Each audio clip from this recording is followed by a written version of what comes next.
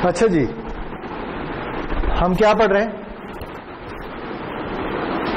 हम पढ़ रहे हैं एंगल मॉड्यूलेशन।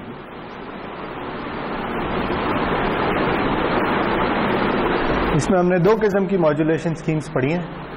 एक को हमने कहा है फेज मॉड्यूलेशन और एक को हमने कहा है फ्रीक्वेंसी मॉड्यूलेशन, वही एफएम जो आप सुनते हैं। ठीक है, अच्छा, बात हमारी कहां से शुरू होती है? हमारी बात शुरू होती है मैसेज सिग्नल से।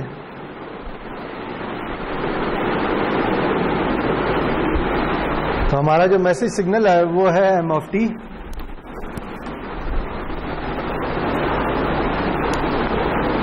और हमने ये देखा था कि मैसेज सिग्नल से बेस बैंड सिग्नल कैसे बनाना है। अगर तो फेज मॉड्यूलेशन है तो फिर जो बेस बैंड सिग्नल बनेगा वो होगा ए सी टाइम्स ई rays power j k P N T. ठीक है जी। दूसरे अल्फाज में जो भी मैसेज सिग्नल की वैल्यू है वो बेस बैंड सिग्नल के फेज में जारी होगी। ठीक है, ये कॉम्प्लेक्स एक्सपोनेंशियल है जिसका फेज एम ऑफ टी से डिफाइन होगा।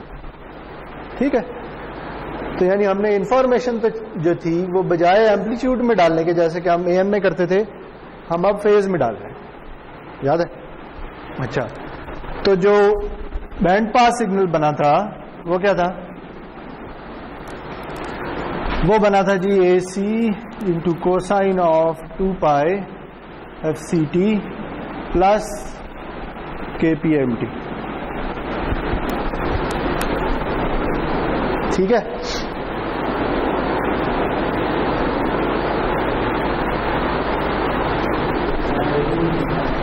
और √2 भी आएगा। सही कह रहे हैं, जो कि मैं अक्सर भूल जाता हूं। तो हो क्या रहा है? हो ये रहा है जी कि ये कैरियर सिग्नल है और उस कैरियर सिग्नल में आप एक एडिशनल फेज डाल रहे हैं। और वो फेज किस हिसाब से डाल रहे हैं? वो मैसेज सिग्नल के हिसाब से डाल रहे हैं। मैसेज सिग्नल की वैल्यू बढ़ेगी तो फेज भी बढ़ेगा, कम होगी तो फेज भी कम होगा। सही है जी। और हमने इसकी इंस्टेंटेनियस फ्रीक्वेंसी भी निकाली थी। वो क्या निकली थी? वो कैसे निकालते थे? फ्रीक्वेंसी कैसे निकालते थे? फेज का डेरिवेटिव ले लें। ठीक है जी। तो इस सारी चीज का जो कोसाइन के अंदर है इसका डेरिवेटिव ले लें टाइम के रिस्पेक्ट और 2 पाई से डिवाइड कर दें, तो वो आया था जी F C plus 1/2 pi k p d by d t of m T. ठीक है, यहां से टी खत्म हो जाएगा और 2 पाई कैंसिल आउट हो जाएंगे। यहां पे 2 पाई आ जाएगा और सारा डेरिवेटिव ऐसा चलेगा। ठीक है, ये कल वाली सारी एक्सप्रेशन है। इसी तरह हमने एफएम में क्या कहा था? एफएम में हमने बात यहां से शुरू की थी समझने के लिए। हमने ये कहा था कि एफएम में हम ये करेंगे कि हम बजाय फेज को चेंज करने के फ्रीक्वेंसी को चेंज करना शुरू करते हैं। ठीक है, तो अगर कैरियर सिग्नल की फ्रीक्वेंसी एफ सी है तो हम कहेंगे अच्छा इसमें एक एडिशनल फ्रीक्वेंसी डाल दो। कितनी? जितनी मैसेज सिग्नल की वैल्यू है, टाइम कोई कांस्टेंट। ठीक है, तो अगर मैसेज सिग्नल की वैल्यू बढ़ रही है तो आपके कैरियर सिग्नल की फ्रीक्वेंसी बढ़ना शुरू हो जाएगी, और अगर मैसेज सिग्नल की वैल्यू कम हो रही है तो आपके बैंड पास सिग्नल की या कैरियर सिग्नल की फ्रीक्वेंसी कम होना शुरू हो जाएगी। तो अब इंफॉर्मेशन कहां पड़ी है? फ्रीक्वेंसी में। वहां इंफॉर्मेशन कहां पड़ी है? फेज में। ठीक है, अच्छा, अब अगर इसी फ्रीक्वेंसी से मैं फेज निकालना चाहूं तो वो कैसे निकालूंगा? इंटीग्रेट करके। तो उधर से हमारी ये एक्सप्रेशन आई थी। हमने कहा था कि जो बेस बैंड सिग्नल है वो होगा ए सी ई rays power j k f integral of m lambda d lambda. ठीक है, क्योंकि ये तो कांस्टेंट, ये तो बाहर चला गया। तो ये चीज चूंकि टाइम के रिस्पेक्ट चेंज हो रही है तो इसका इंटीग्रल ले लो, ठीक है। कहां से कहां तक? ये तो फेज मॉड्यूलेशन की बात हो रही है। देखिए जैसे हमने कल बात की थी, फेज और फ्रीक्वेंसी रिलेटेड है आपस में, ठीक है। तो अगर आप फेज ऐड कर रहे हैं जो कि टाइम के साथ चेंज हो रहा है, तो ऑब्वियसली फ्रीक्वेंसी भी चेंज हो रही होगी। अगर आप फ्रीक्वेंसी ऐड कर रहे हैं तो फेज भी चेंज हो रहा होगा, यानी दोनों एक मिलती जुलती चीजें हैं। तो इधर हम ये कहते हैं कि हम फेज चेंज करते हैं तो फ्रीक्वेंसी भी चेंज होती है। कैसे चेंज होती है? इस तरह चेंज होती है। इधर हम फ्रीक्वेंसी चेंज करते हैं लेकिन उससे फेज भी चेंज होता है। कैसे होता है? उस तरह से होता है, ठीक है। तो जब भी फ्रीक्वेंसी आ गई है तो फेज चेंज हो ही रहा होगा, लाजमी बात, ठीक है ना। तो ये एक्सप्रेशन ठीक है, इसमें कोई मसला तो नहीं है। ये वही इंटीग्रेट किया, जैसे वहां डेरिवेट किया यहां इंटीग्रेट कर लिया। तो जो बैंड पास सिग्नल बनेगा वो क्या होगा? वो यही चीज होगी, बस जहां पे ऊपर फेज आ रहा था वहां पे अब इंटीग्रल आ जाएगा।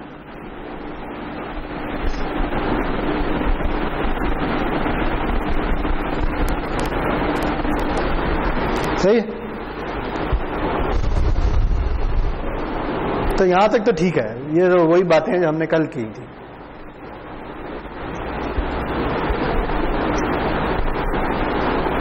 इसकी हम पावर निकाल चुके हैं। इसकी पावर क्या थी?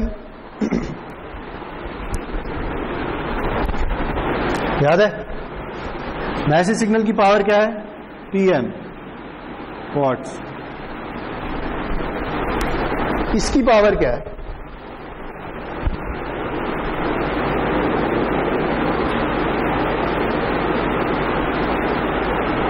इसकी पावर क्या है?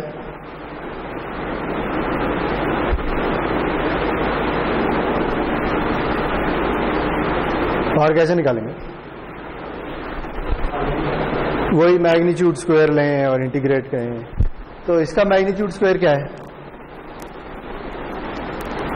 सिर्फ इस वाले पार्ट का 1। इसका मैग्नीट्यूड स्क्वायर क्या है? AC square. तो टोटल AC स्क्वायर आ गया और ये कांस्टेंट है।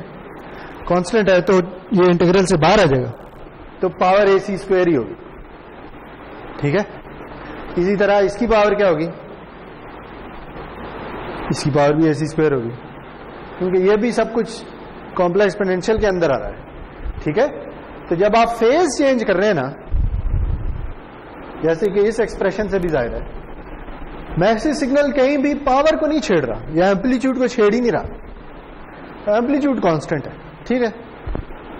चले जी, तो पावर हो गई, टाइम में भी पता चल गया कि क्या हो रहा है। तो रह क्या गया है? रह गया ये क्या है कि फ्रीक्वेंसी में क्या हो रहा है, ठीक है। या दूसरे अल्फाज में हमारे ये जो बेस बैंड सिग्नल है या जो बैंड पास सिग्नल है, इसकी बैंडविड्थ क्या है? ये फ्रीक्वेंसी में कैसा नजर आता है, ठीक है। ये सवाल रह गया है और यही सवाल मुश्किल है। अच्छा जी, देखिए, इसको अगर हमने फ्रीक्वेंसी डोमेन में लेके जाना है, इसका कोई एनर्जी स्पेक्ट्रम प्लॉट करना है, ये इस तरह की कोई चीज देखनी है, तो क्या करना पड़ेगा? फोरियर ट्रांसफॉर्म लेना पड़ेगा, ठीक है। तो हमने इसका फोरियर ट्रांसफॉर्म लेना है। अब सवाल ये है, देखें, ये इसमें मसले हैं। मसला क्या है कि अगर हमने इस क्वांटिटी का या इस क्वांटिटी का फोरियर ट्रांसफॉर्म लेना है ना, तो जो चीज टाइम के रिस्पेक्ट चेंज हो रही है वो E की पावर में आ रही है, ठीक है। तो हमें क्या करना है? हमें कुछ अगर हम फोरियर ट्रांसफॉर्म लेना ही चाहते हैं इसका, तो हम क्या करेंगे? XGF इक्वल्स कैसे लेते होते हैं? XGT e⁻j2π ft dt। यही होता है ना फोरियर ट्रांसफॉर्म। जिस सिग्नल का लेना है उसे इससे मल्टीप्लाई करके और इंटीग्रेट करना है। t जा रहा है -∞ से इंफिनिटी। तो अगर आप इसमें इस एक्सप्रेशन में डाल भी दें,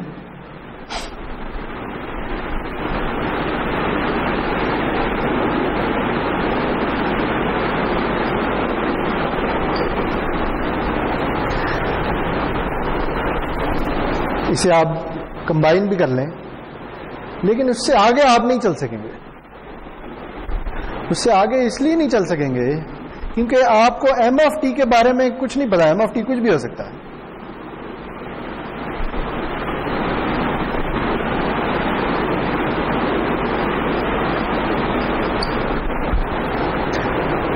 अगर ये एम ऑफ टी इधर नहीं बल्कि इधर आ रहा होता ना, फिर हम इसका फोरियर ट्रांसफॉर्म ले लेते, लेकिन ये ई की पावर में आ रहा है, ठीक है।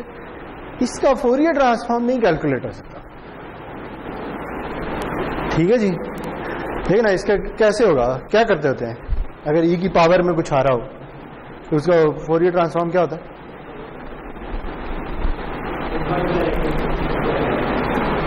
यही आ जाएगा और फिर इसके नीचे इसका डेरिवेटिव आ जाएगा। डेरिवेटिव इसका क्या है हमें नहीं पता, वो हम इसी तरह लिख रहे हैं, ठीक है। उसमें जब हम लिमिट्स डालेंगे तो क्या होगा, वो कोई क्लोज फॉर्म एक्सप्रेशन, कोई एक्सप्रेशन नहीं लिख सकते आप उसे, ठीक है। ये मसला है। तो यहां जाके ना जो फोरियर ट्रांसफॉर्म है या जो सिग्नल एंड सिस्टम्स है ना, उसकी बात हो जाती है, यानी हम कुछ नहीं कर सकते। तो आप सवाल यह है कि इसका कुछ तो करना है, देखना है कि फ्रीक्वेंसी डोमेन में क्या हो रहा है। मेन चीज ये हमें पता होनी चाहिए, यानी हमारा मकसद फ्रीक्वेंसी डोमेन में जाने का ये है कि हम ट्रांसमिशन बैंडविड्थ निकाल सकें, ताकि हम क्या निकाल सकें, बैंडविड्थ एफिशिएंसी। हमें इसकी बैंडविड्थ पता है, इसकी बैंड हम कहते हैं डब्ल्यू हर्ट्ज है, तो हम इसकी किसी तरीके से बैंडविड्थ निकाल सकें ताकि हम ये पता चल सके कि क्या, किस तरह से स्पेक्ट्रम चेंज होता है, उसकी बैंडविड्थ कैसे चेंज होती है, ठीक है, या इस मॉड्यूलेशन स्कीम की बैंडविड्थ एफिशिएंसी क्या है, ठीक है जी। तो उसके लिए ना हम चीजों को ना थोड़ा सिंप्लीफाई कर लेते हैं। सिंप्लीफाई कैसे करते हैं, हम ये कहते हैं कि हमारा जो मैसेज सिग्नल है ना, लेट्स से हम एक खास मैसेज सिग्नल ले लेते हैं जो कि एक साइनोसॉइड, ठीक है जी। एक साइनोसॉइड है, फ्रीक्वेंसी एफएम है और इसके एम्पलीट्यूड को मैं कह रहा हूं पीएम, एपीएम, ठीक है जी। हमने क्या किया है, पहले क्या था, मैसेज सिग्नल कुछ भी हो सकता है। अब हम ये कर रहे हैं कि अच्छा मैसेज सिग्नल को एक साइनोसॉइड बना लो। क्यों बना लो साइनोसॉइड, इसलिए कि अभी हम जब आगे जाएंगे ना तो इसका फोरियर ट्रांसफॉर्म कुछ ना कुछ निकाला जा सकता है। हम साइनोसॉइड से देखने की कोशिश करेंगे कि क्या ट्रांसमिशन बैंडविड्थ बनती है, ठीक है, समझ आ रही बात। तो आप ये समझ लें कि हमने मैसेज सिग्नल को एक पर्टिकुलर सिग्नल के इक्वल कर लिया, सही जी। अच्छा, अब अगर ये मैसेज सिग्नल है तो फिर बताइए कि फेज मॉड्यूलेशन का बेस बैंड सिग्नल क्या होगा।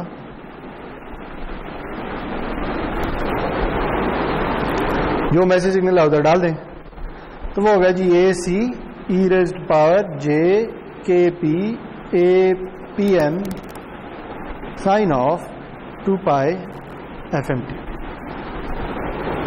ऐसे ही होगा। मैसेज सिग्नल की वैल्यू डाल दी है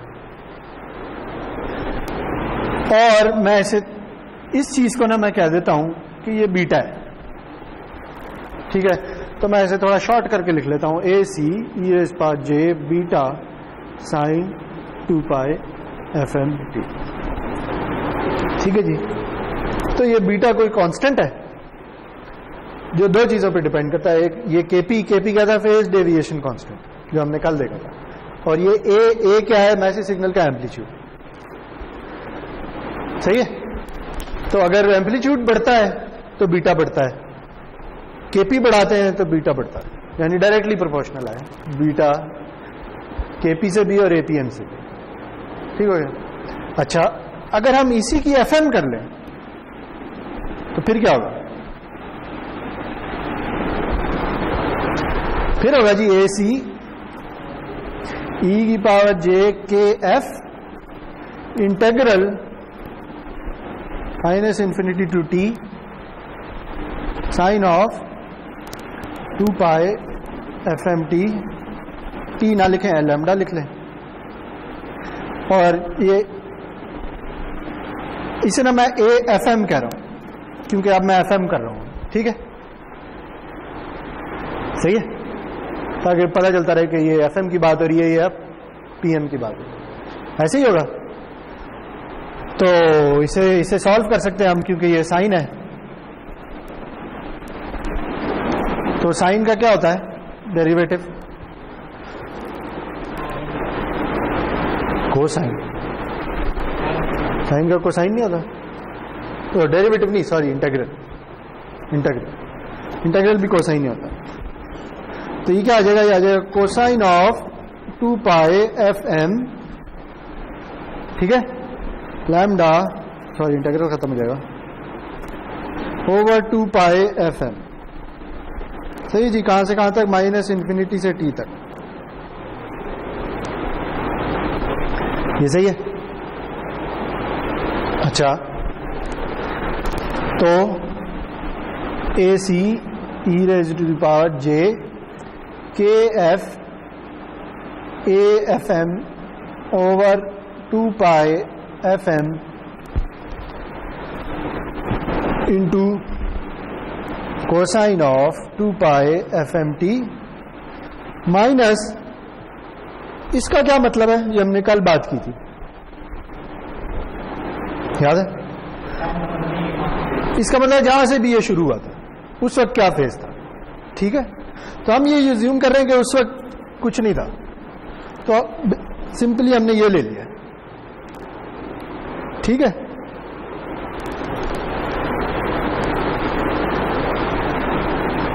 यानी जो भी फेज की वैल्यू ना वो अभी करंट टाइम से डिफाइन हो रही है, ओके। तो ये आ जाएगा। अच्छा, इसमें अब हम क्या करते हैं? इसमें हम ना इसे बीटा कह देते हैं। अगर इसे बीटा कह दें तो ये बन जाएगा AC e raised power j beta cosine of 2 pi FMT। Beta दोनों के लिए डिफरेंट है। इसका बीटा क्या है? APM into KP। इसका बीटा क्या है? AFM into KF over FM divided by 2 पाई।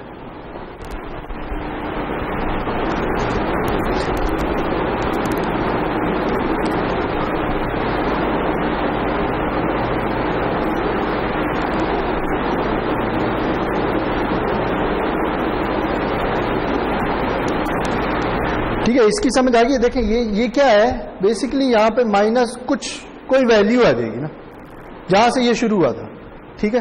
तो उस वैल्यू को मैं कह रहा हूं वैल्यू 0 है या कांस्टेंट है, ठीक है, कोई वैल्यू है।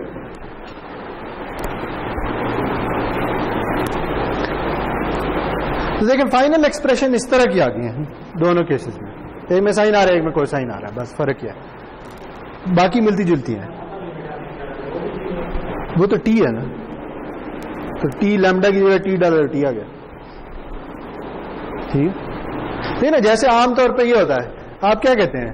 x of t equals cosine of 2 pi FMT, ऐसे ही कहते हैं ना, ठीक है। इसमें क्या हो रहा होता है कि जो अभी का फेज है वो किससे डिफाइन हो रहा है? इस t की वैल्यू से डिफाइन हो रहा है, ठीक है। यानी दूसरे अल्फाज, इसकी फ्रीक्वेंसी क्या है? इसकी फ्रीक्वेंसी क्या है? 2 पाई FM या FM। तो कोई आपको कहे अच्छा टाइम t पे फेज बताएं क्या होगा, तो आप इसे इंटीग्रेट करेंगे, यही करेंगे ना। तो आप कहेंगे अच्छा अगर फेज चाहिए, इसे मैं फाई कह रहा हूं, किसी टाइम t पे, तो क्या करो, इसे इंटीग्रेट कर दो माइनस इन्फिनिटी से t 2 pi FM lambda d lambda.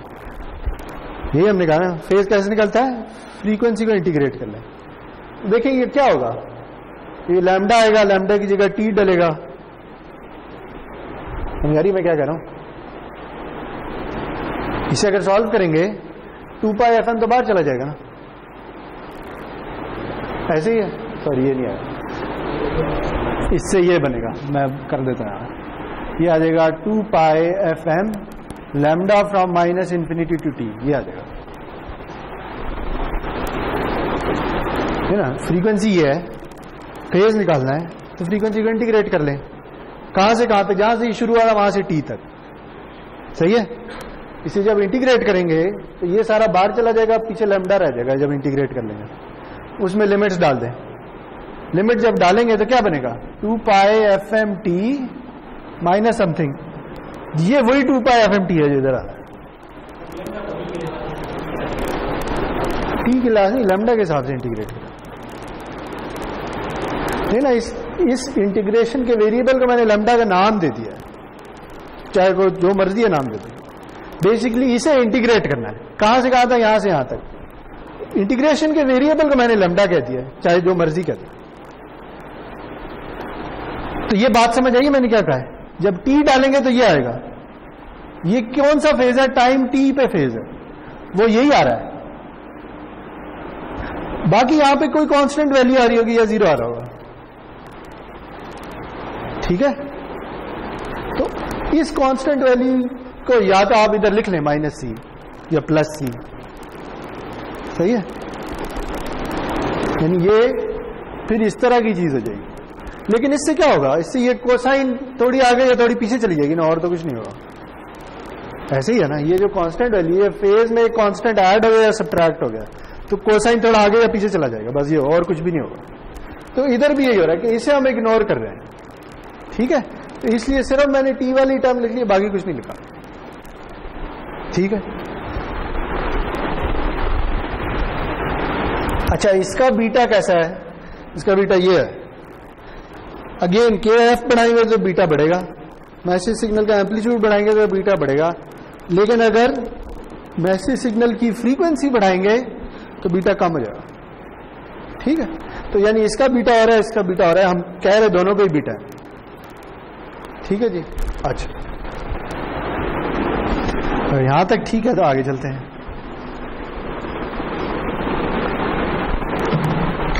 तो अभी तक हमने क्या कहा? हमने ये कहा है जी कि base band signal e⁻j beta sine of 2 pi FMT। अब मैं आगे सिर्फ इस साइन को लेके चल रहा हूं, क्योंकि ये कोसाइन अगर हो तो वही चीजें रिपीट हो सकती हैं, ठीक है। तो अब सिर्फ साइन को लेके देखते हैं कि क्या होता है।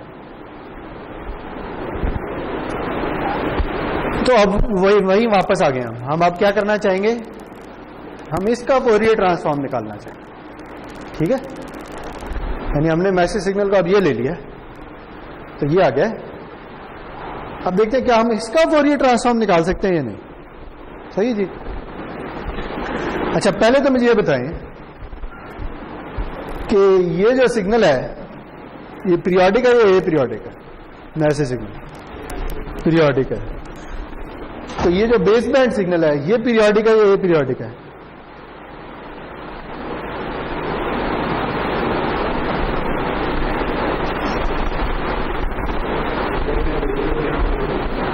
नहीं, टाइम में बात हो रही, फ्रीक्वेंसी में बात नहीं। सिर्फ यह है कि इसकी वैल्यू क्या थोड़ी देर बाद रिपीट करेगी या नहीं करेगी? है, करेगी। क्यों? क्योंकि देखो ना, ये जो फेज है ये फेज खुद पीरियोडिक है और यही फेज इसकी वैल्यू डिटरमिन कर रहा है, ये तो कांस्टेंट है। तो जब फेज की वैल्यू थोड़ी देर बाद रिपीट होगी तो ई की पावर फेज की वैल्यू भी रिपीट होगी, तो ये भी पीरियोडिक है, ठीक है। यानी ये जो बेस बैंड सिग्नल है ये भी पीरियोडिक। अच्छा, अगर ये पीरियोडिक है तो फिर इसका फोरियर ट्रांसफॉर्म होगा या फोरियर सीरीज होगी? ये फोरियर सीरीज निकालनी पड़ेगी, ठीक है जी। तो निकाल लेते हैं। इसकी फोरियर सीरीज क्या होगी? फोरियर सीरीज कहती क्या है? फोरियर सीरीज ये कहती है कि किसी भी पीरियोडिक सिग्नल को सम ऑफ कॉम्प्लेक्स एक्सपोनेंशियल्स लिखा जा सकता है। तो वो ये होंगे जी, उनको बुक नाम देती है Zn का, मैं वही नाम दे रहा हूं। ये फोरियर सीरीज कोएफिशिएंट है और ये आ जाएगा।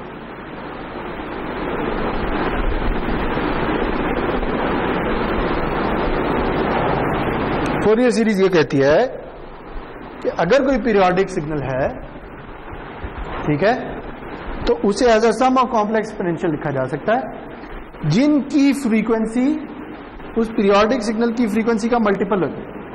तो ये n वो मल्टीपल है। कितने मल्टीपल होते हैं? इन्फिनाइट हो सकते हैं। डिपेंड करता है कि ये Gn कितने नॉन जीरो हैं। जितने नॉन जीरो होंगे उतने फोरियर सीरीज कोएफिशिएंट्स आ जाएंगे, उतनी टर्म्स आ जाएंगी इस समेशन में। ये बात याद है ना? ठीक है।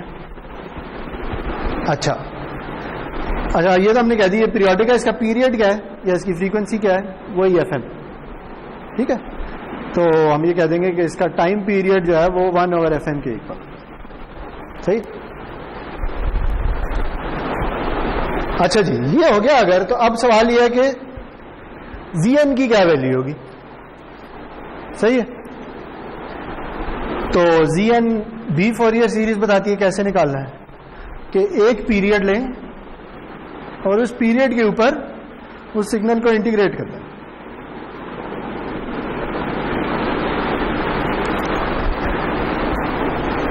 ठीक है जी, ये भी फोरियर सीरीज की इक्वेशन। ये दो इक्वेशंस होती हैं फोरियर सीरीज।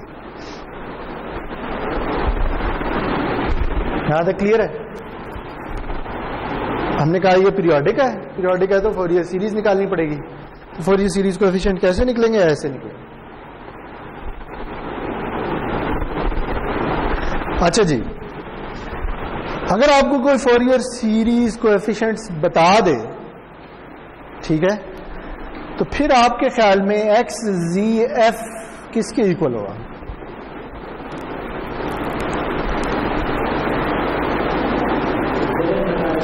है? यानी Gn की वैल्यू इधर पता है फॉर एग्जाम्पल।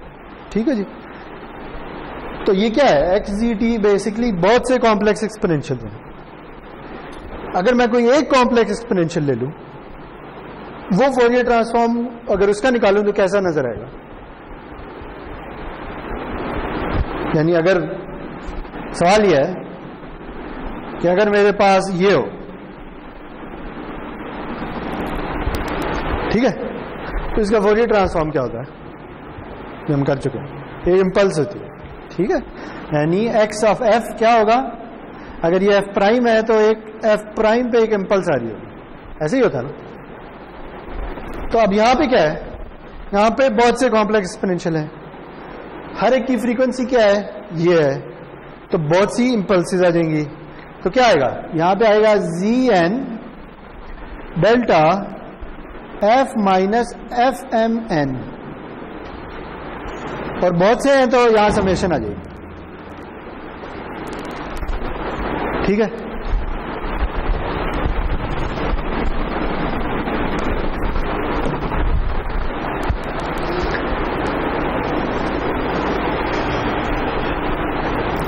सही जी।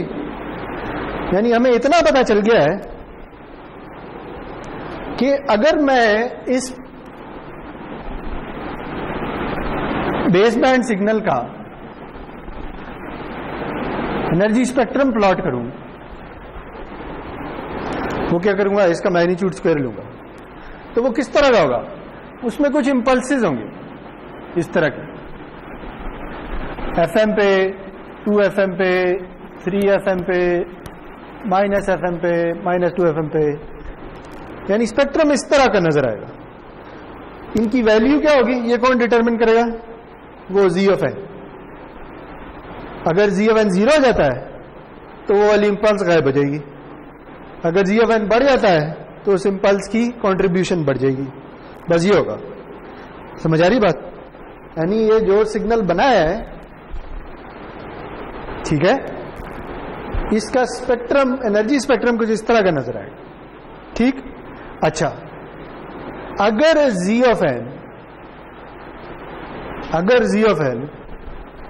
सिर्फ G0, G1 और G-1 के लिए नॉन जीरो है, तो फिर कैसा स्पेक्ट्रम होगा? फिर सिर्फ 0 वाली टर्म आएगी, 1 वाली आएगी और -1 वाली आएगी। ऐसे ही है, यानी 0 वाली आएगी, FM फ्रीक्वेंसी वाली आएगी, -FM वाली आएगी, बाकी सब 0 है। जो मैंने ये ऐसी एग्जांपल ले ली। ठीक है, ये क्या है? अगेन ये बेस बैंड सिग्नल का एनर्जी स्पेक्ट्रम। तो इसकी बैंडविड्थ क्या बनेगी? Transmission bandwidth. इसे उठा के उधर ले जाएंगे ना, कैरियर फ्रीक्वेंसी पे 2 FM बनेगी, ऐसे ही है, ये इतनी बैंडविड्थ होगी ना। और मैसेज सिग्नल की बैंडविड्थ क्या है, ये लिखा है मैसेज सिग्नल, इसकी वन साइडेड बैंडविड्थ क्या है FM, क्योंकि इसमें भी 2 इंपल्सेस आनी है।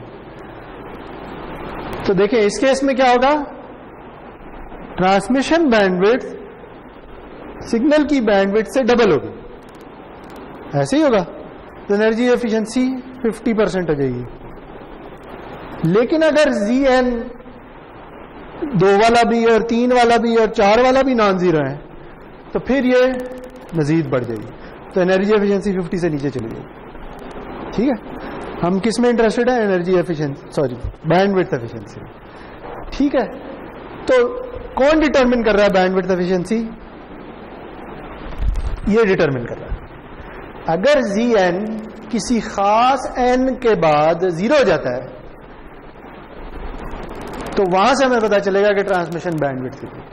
से अगर Z4 के बाद 0 हो जाता है, तो फिर क्या होगा, 4 FM से -4 FM तक ट्रांसमिशन बैंडविड्थ होगी, तो टोटल 8 FM हो जाएगी, तो 8 टाइम्स बढ़ गई, सही है ना। तो वो Zn डिटरमिन कर रहा है। ठीक है जी, तो अब सवाल यह है कि Zn कैसे निकलेगा। Zn की सिग्निफिकेंस समझ आ गई ना, Zn इंपॉर्टेंट है कि, चलें जी, तो अब सवाल यह है कि Zn कैसे निकाला जाए। उसके लिए मैं ये मिटा रहा हूं,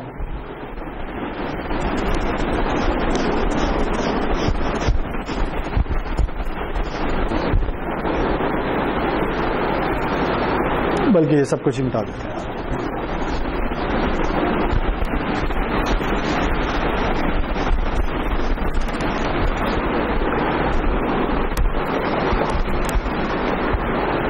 यहां पे मैं लिख देता हूं, बीटा जो है वो क्या है, KP × APN। अच्छा, तो क्या करना है, Zn निकालना है। अच्छा जी, तो Zn की एक्सप्रेशन ये दोबारा लिख लेते हैं। Zn क्या है, Zn है 1/T इंटेग्रल, और आगे ये सब कुछ हो रहा है। ठीक है, xg क्या है, xg खुद ही है, तो इसकी वैल्यू डाल देते हैं, ये आ जाएगा AC e⁻j beta sine 2π FMT into e⁻j 2π FMT dt।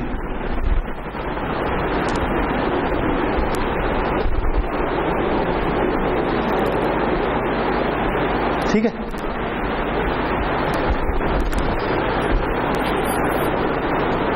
मैंने बेस बैंड सिग्नल की वैल्यू डाल दिया। AC कांस्टेंट है तो इसे बाहर ले जाते हैं, AC/T इंटेग्रल, और मैं ये कॉमन ले लेता हूँ, तो आ जाएगा 2π FMT minus beta sine 2π FMT dt।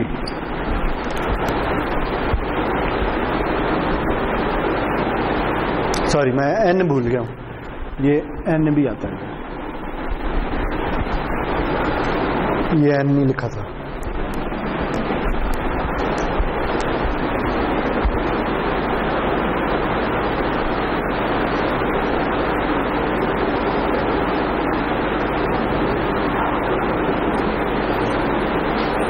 अच्छा जी, इसे थोड़ा और सिंप्लीफाई कर लेते हैं। अगर मैं एक वेरिएबल डिफाइन कर लूं थीटा, जो कि इक्वल है 2π FMT के,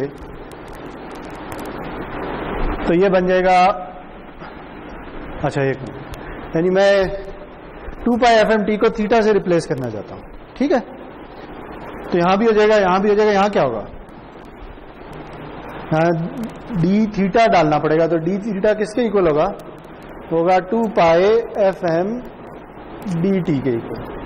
दोनों तरह डिफरेंशियल ले लें, सही है, या dt किसके इक्वल होगा, डी थीटा ओवर 2π FM के, तो इस dt की जगह ये डाल देंगे, सही है, वेरिएबल सब्स्टिट्यूशन होने लगी है। तो क्या बनेगा जी, देखते हैं। ये बनेगा A C over T integral E raise power minus J theta N minus beta sine of theta D theta over 2 pi F M. जहां जहां 2 पाई एफ एम टी आ रहा है वहां पे थीटा डाल दिया।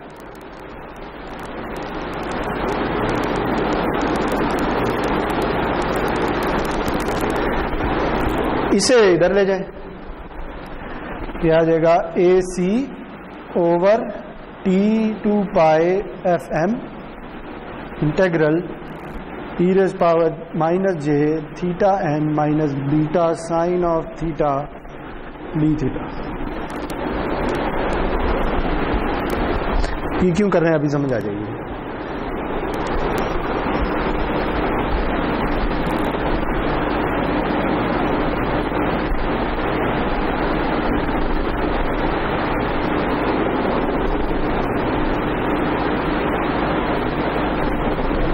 अच्छा ये देखें, ये एफ एम और टी कैंसिल हो जाएंगे। क्यों? क्योंकि टी क्या है, टी 1 ओवर एफ एम है, तो ये कैंसिल आउट हो जाएगा। ठीक है, तो यहां से 2 पाई रह जाएगा।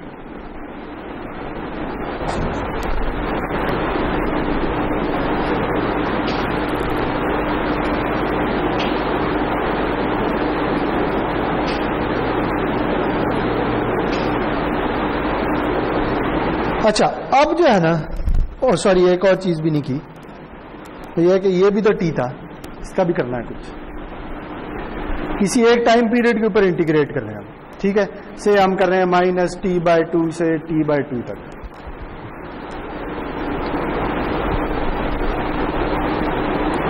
सही है।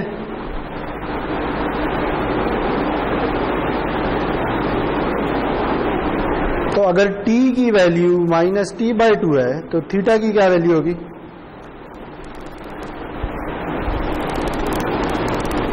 होगी 2 pi F M into minus T by 2। ठीक है, अगेन एफ एम और टी कैंसिल आउट हो जाएंगे, 2 कैंसिल हो जाएंगे, तो ये माइनस पाई रह जाएगा।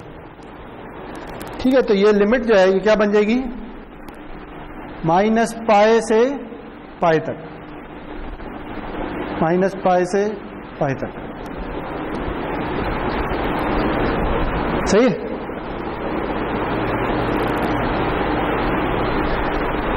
अच्छा जी, अब अगेन यहां पे आके ना कैलकुलस फिर जवाब दे देती है कि ये इसका ये इंटीग्रल कैसे सॉल्व करना है। तो इस इंटीग्रल को ना एक खास नाम देते हैं, ऐसे कहते हैं बेसल फंक्शन। पता नहीं आपने कभी पहले नाम सुना है या नहीं सुना, बेसल फंक्शन कभी नाम सुना? ये बेसल फंक्शन की डेफिनेशन है, और इसे कहते हैं Bessel function of the first kind. इसका और भी बहुत से बेसल फंक्शन होते हैं। इसे डिनोट करते हैं, या बुक डिनोट करती है जे से। ठीक है। अच्छा, इसमें ना 2 पैरामीटर आ रहे हैं, थीटा तो इंटीग्रेट हो जाना है। ठीक है, लेकिन क्या क्या आ रहा है, एन भी आ रहा है और बीटा भी आ रहा है। ठीक है, तो इसे इस तरह से लिखते हैं, जे एन और बीटा। जो एन है ना, इसे कहते हैं order of the Bessel function.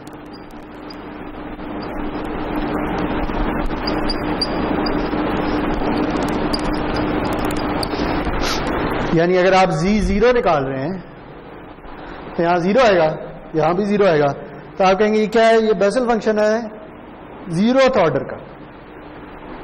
अगर z1 निकाल रहे हैं तो आप क्या कहेंगे, बेसल फंक्शन है 1st ऑर्डर का।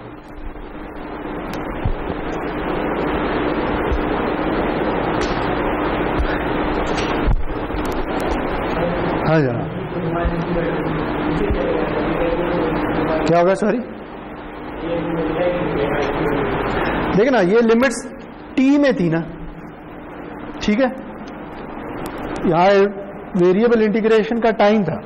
सही है, और हम कह रहे थे किसी एक पीरियड के ऊपर इंटीग्रेट कर लें, तो से हमने कहा माइनस टी बाई 2 से टी बाई 2 तक इंटीग्रेट कर लें। लेकिन अब टी को थीटा से रिप्लेस करना है, तो यहां पे टी की वैल्यूज तो नहीं आएंगी ना, यहां तो थीटा की वैल्यूज आएंगी, ऐसे ही है ना। तो ये हम थीटा की वैल्यू निकाल रहे हैं कि अगर t minus T by two हो, जैसा कि इधर है, तो थीटा क्या बनेगा, थीटा माइनस पाई बनेगा, है ना। थीटा क्या है, 2 पाई एफ एम टी। अगर T minus T by two है तो डाल दें तो ये बच जाएगा। इसलिए जब टी बाई टू होगा तो थीटा प्लस पाई हो जाएगा। तो जब t minus T by two से टी बाई टू तक जाता है, थीटा माइनस पाई से पाई तक जाता है। तो इस पूरी इक्वेशन में, अब इस पूरी इक्वेशन से हम इधर आए हैं तो हर जगह t को थीटा से रिप्लेस करना है, सही।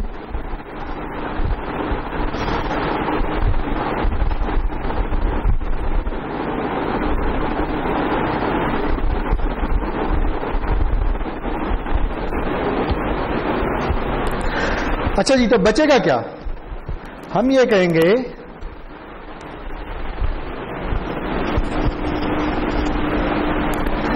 कि ये क्या रह गया, ये रह गया ए सी जे एन बीटा। ये सॉरी, ये जो 2 पाया ना, ये इसकी डेफिनेशन में शामिल है, ये डेफिनेशन, ठीक है। जैसे मैटलैब है, मैटलैब में आप बेसल फंक्शन कैलकुलेट कर सकते हैं।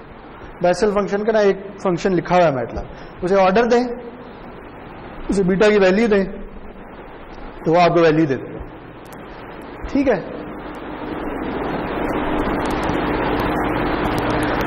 तो हमारा फोरियर सीरीज कोएफिशिएंट क्या निकला है, ये निकला है, सही है जी। तो अगर हम अभी देखते हैं बेसल फंक्शन के बारे में थोड़ी सी बात करेंगे, पहले अगर इन्हें सिंप्लीफाई कर लिया तो यहां पे क्या रह जाएगा,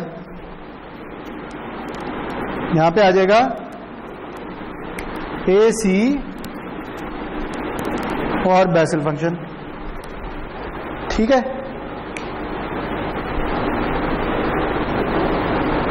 और इधर क्या आ जाएगा, इधर भी वही आ जाएगा,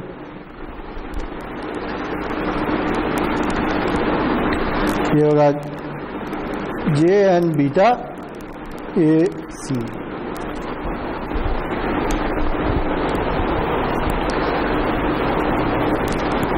तो फोरियर सीरीज कोएफिशिएंट अब किससे डिटरमिन होगा, इस बेसल फंक्शन से। बेसल फंक्शन की वैल्यू क्या है, उसे AC से मल्टीप्लाई कर दें तो फोरियर सीरीज कोएफिशिएंट आ जाएगा।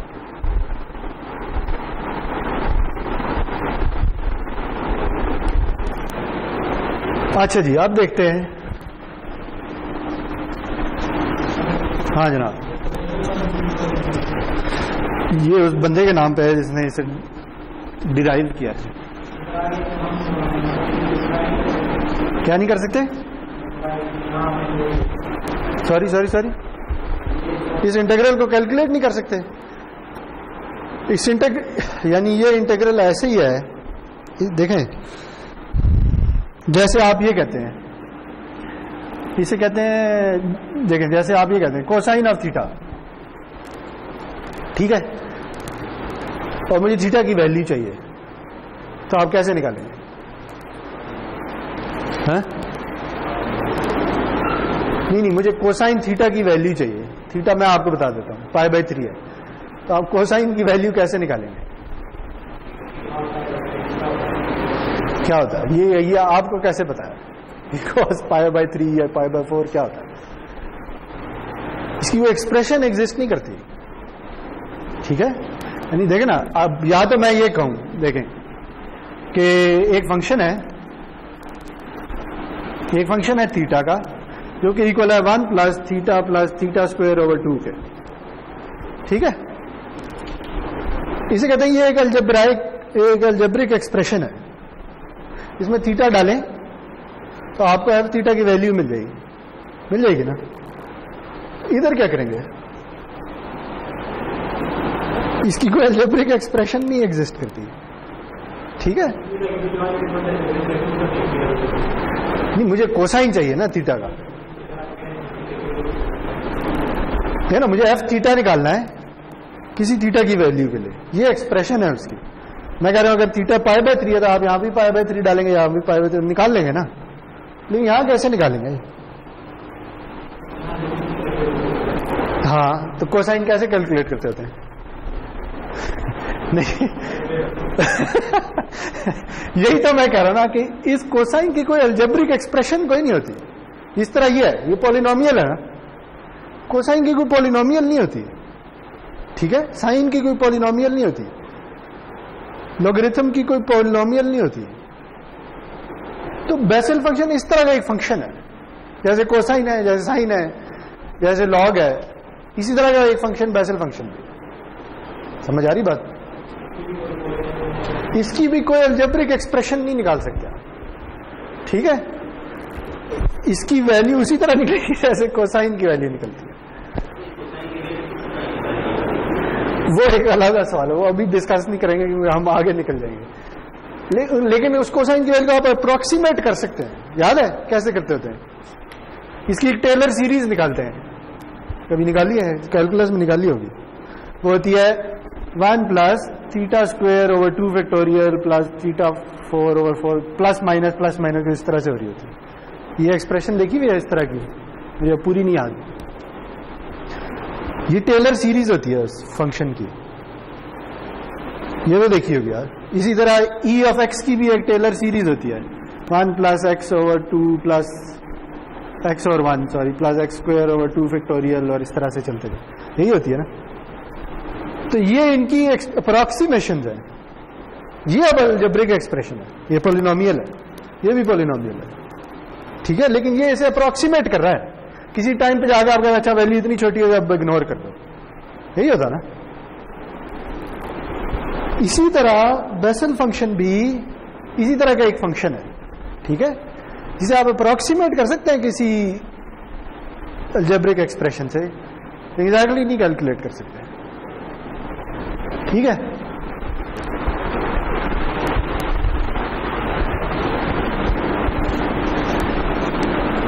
तो इसलिए हम यहां जाके रुक जाते हैं। हमारे लिए ऐसे ही है जैसे कोसाइन है या साइन है।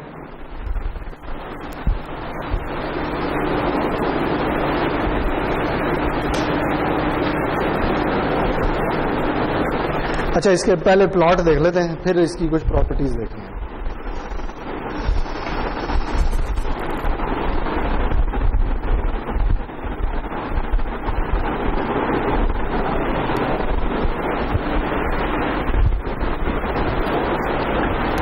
क्या यार, बिजली नहीं है? नहीं है।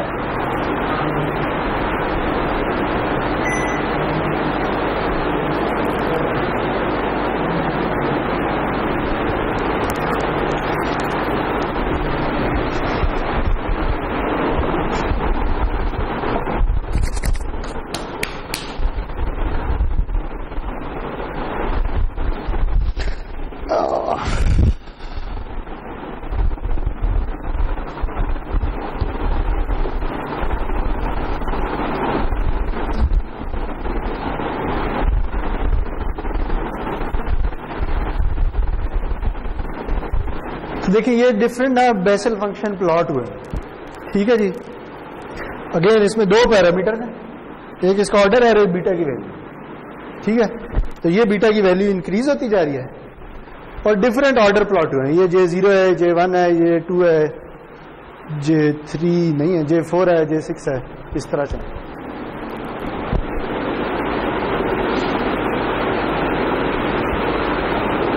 अच्छा, इससे ना देख के कुछ इसकी प्रॉपर्टीज हैं जो नजर आ रही हैं। पहली तो प्रॉपर्टी बड़ी सिंपल सी है, वो ये है कि जे एंड बीटा जो है ना वो रियल वैल्यूड होता है, ठीक है, इसकी वैल्यू रियल होती है। ये दोनों इकट्ठे नजर आ जाएंगे, ये बी और ये नहीं नजर आएगा, ठीक है। चले मैं वैसे बोल देता हूं, इसके ऊपर लिख दूं। अच्छा, तो बेसल फंक्शन जो है वो रियल वैल्यूड होता है, ठीक है। अच्छा, दूसरा यह है कि अगर n इवन है ना, यानी 0, 2, 4, 6, तो फिर बेसल फंक्शन जो है वो इवन फंक्शन होता है। इवन फंक्शन याद है क्या होता है? इवन फंक्शन का मतलब यह है कि जो बीटा की पॉजिटिव वैल्यूज के लिए वैल्यू है, नेगेटिव के लिए भी वही होगी, जैसे कोसाइन होता है। लेकिन अगर n ऑड है तो बेसल फंक्शन भी ऑड फंक्शन होता है, ठीक है। यानी अगर j 1 होगा तो वो अगर यूं जा रहा है तो दूसरी तरफ यूं जाएगा, सही है, जैसे साइन होता है, ठीक है जी।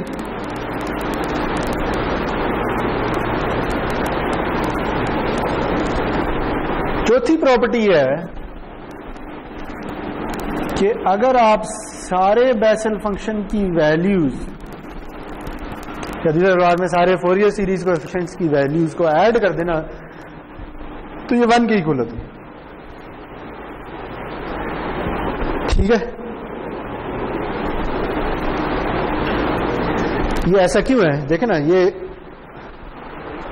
ये जो बेसल फंक्शन है क्या बन रहा है, किसी पीरियोडिक सिग्नल का फोरियर सीरीज का कोएफिशिएंट बन रहा है। आप याद है हमने एक थ्योरम पढ़ा था, उसका नाम था पार्सेवल्स थ्योरम। वो क्या कहता था, वो ये कहता था कि जो सिग्नल की पावर टाइम में है उसके सारे फोरियर सीरीज कोएफिशिएंट्स को ऐड कर दें तो वही पावर बनेगी। इसकी पावर क्या है, AC स्क्वायर, क्योंकि इसकी पावर तो 1 है। तो इधर देखें, ये AC तो बाहर वैसे ही आ रहा है, तो फिर लाजमी है कि इन सब का सम 1 हो ताकि पावर AC स्क्वायर आए, ठीक है। तो ये जो सारे, अगर आपने एक पर्टिकुलर वैल्यू ऑफ बीटा ले लिया है, चाहे जो मर्जी ले लें, अगर आपने बीटा डिसाइड कर लिया है, अब अगर आप सारे बेसल फंक्शन के ऑर्डर ले लें और उन सबको ऐड कर दें तो उनकी वैल्यू 1 के इक्वल आएगी। और ये आपको देखने में नजर आ रहा है, देखें 0 वाले की वैल्यू सबसे ज्यादा है, फिर 1 वाले की है, फिर 2 वाले की है, फिर तो कम होती जा रही है वैल्यू। तो आखिरी प्रॉपर्टी ये है कि जो JN बीटा है ना, इसका मैग्नीट्यूड कम होता जाता है जैसे जैसे आप n को बढ़ाते जाए, ठीक है। ये भी देख के नजर आ रहा है और इससे भी नजर आ रहा है, क्योंकि अगर ये कम नहीं होता तो ये 1 की इक्वल ही नहीं होगा।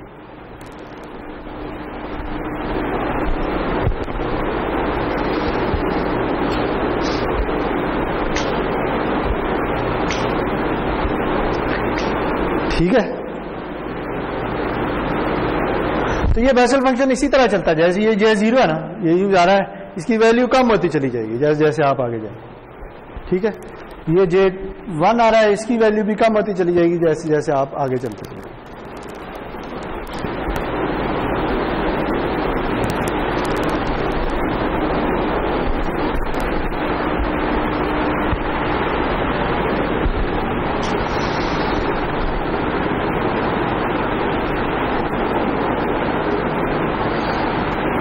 एक और चीज भी है, वो ये है कि अगर बीटा बहुत ही छोटा है,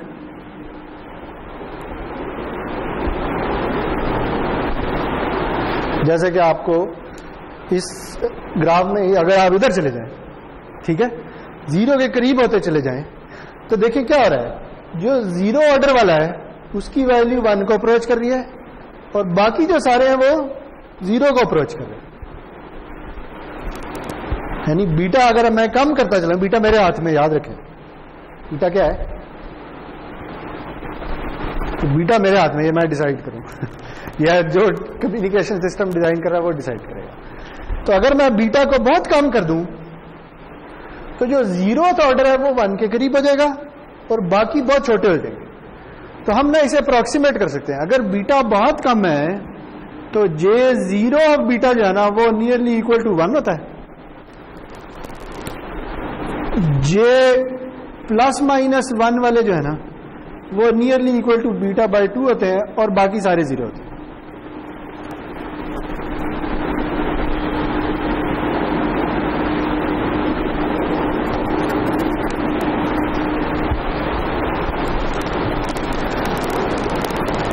देखिए ये सारी कहानी हम क्यों कर रहे हैं, ये कहानी हम इसलिए कर रहे हैं कि हम फोरियर ट्रांसफॉर्म निकाल नहीं पा रहे, ठीक है।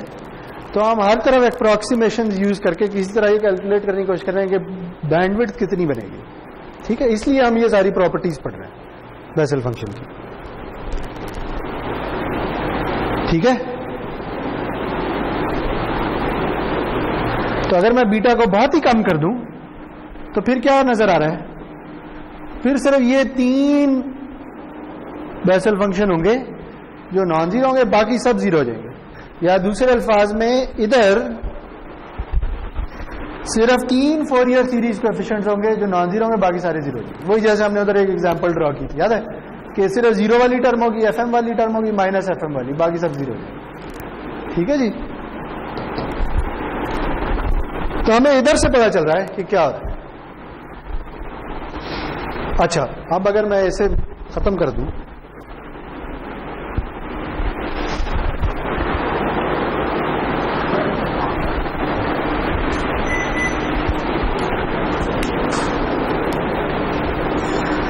इसलिए मैंने कहा आज का लेक्चर मुश्किल है।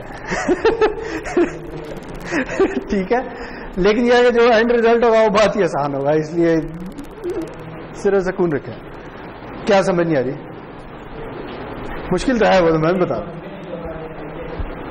ये जो अप्रोक्सीमेशन है वो यही करो ना। देखिए, बेसल फंक्शन को आप ऐसे ही लें जैसे कोसाइन या साइन है। ठीक है, जैसे कोसाइन साइन की प्रॉपर्टीज होती हैं वैसे ही बेसल फंक्शन की भी प्रॉपर्टीज है। कोसाइन क्या होता है? इवन फंक्शन होता है, रियल वैल्यूड होता है, 0 पे 1 होता है। तो ये भी इसी तरह की चीज है, ये भी रियल वैल्यूड है, ये भी इवन या ऑड हो सकता है।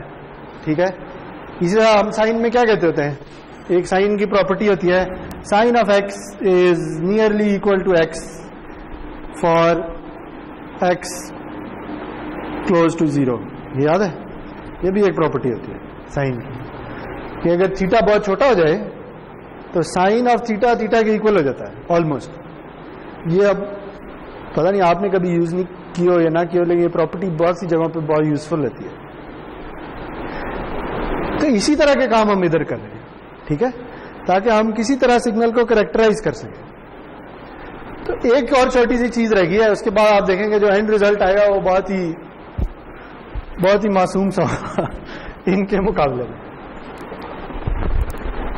अच्छा देखें, तो ये जो एक्सप्रेशन है ना, ये सबसे ज्यादा इंपॉर्टेंट है। हमने कहा क्या है कि अगर हम सारे फोरियर सीरीज कोएफिशिएंट्स ले लें,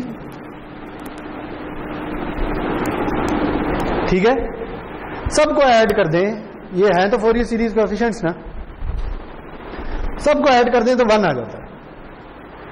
ठीक है, और हमें पता है कि जैसे जैसे n बढ़ता जाएगा वैल्यू कम होती चली जाएगी।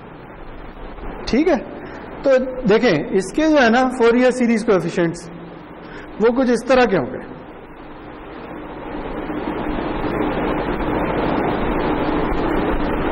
क्यों? ये 0 वाला है, ये FM वाला, ये 2FM वाला, इसी तरह 3 4 5 -1 -2 -3। क्यों वैल्यू कम होती जा रही है? इस प्रॉपर्टी की वजह से। जैसे जैसे n बढ़ता जाता है बेसल फंक्शन की वैल्यू कम होती चली जाती है, और अगर इन सबको सम कर दें तो 1 आएगा। ठीक है, इससे क्या पता चल रहा है? इससे पता यह चल रहा है कि ज्यादातर जो एनर्जी या पावर है वो इधर बैठी हुई है। जैसे जैसे हम आगे चलते चले जाएंगे इनकी कंट्रीब्यूशन कम होती चली जाएगी।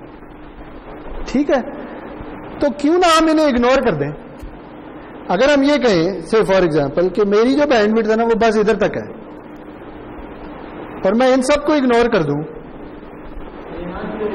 है नॉन जीरो है लेकिन उनकी वैल्यू कम होती चली जा रही है, तो मैं ये कहता हूं कि मैं सिर्फ इतने रख लेता हूं, बाकी सब इग्नोर कर देता हूं। तो इनको इग्नोर करने से कोई खास फर्क नहीं पड़ेगा। ठीक है, इग्नोर कैसे कर देता हूं? ऐसे कर देता हूं कि इधर एक फिल्टर लगा देता हूं। ठीक है, यानी वही बात कि आपका मैसेज सिग्नल 1 मेगाहर्ट्ज बैंडविड्थ का है, आपकी ट्रांसमिशन बैंडविड्थ 10 मेगाहर्ट्ज है, तो आप 10 मेगाहर्ट्ज से ज्यादा तो नहीं ट्रांसमिट कर सकते, तो आप 10 मेगाहर्ट्ज पे एक फिल्टर लगा दें, तो उससे बार बार जो बैंडविड्थ आ रही होगी वो खत्म हो जाएगी। ऐसे ही होगा ना, लेकिन उसकी पावर बहुत कम होगी इनके मुकाबले में। फिर तो नहीं हो सकता, फिर यहां पे भी कुछ ना कुछ आ रहा होगा। ठीक है, वो आप इसलिए नहीं कर सकते क्योंकि आपने सिर्फ इतना स्पेक्ट्रम खरीदा हुआ है। यहाँ कोई और बैठा हुआ है, अगर आप यहाँ पे ट्रांसमिट करना हाँ फिर बेशक, फिर तो मसला ही कोई नहीं, फिर तो कहानी खत्म हो गई। ठीक है, अगर सिर्फ आप ही आप हैं तो फिर तो ये सब कुछ पढ़ने का कोई फायदा नहीं। लेकिन ऐसा नहीं होता ना, कमर्शियल सिस्टम में कभी भी ऐसा नहीं होता। ठीक, लाइसेंस स्पेक्ट्रम जो है वो हमेशा लाइसेंस्ड होता है, उसकी लिमिट कहीं ना कहीं जाके खत्म हो जाती है।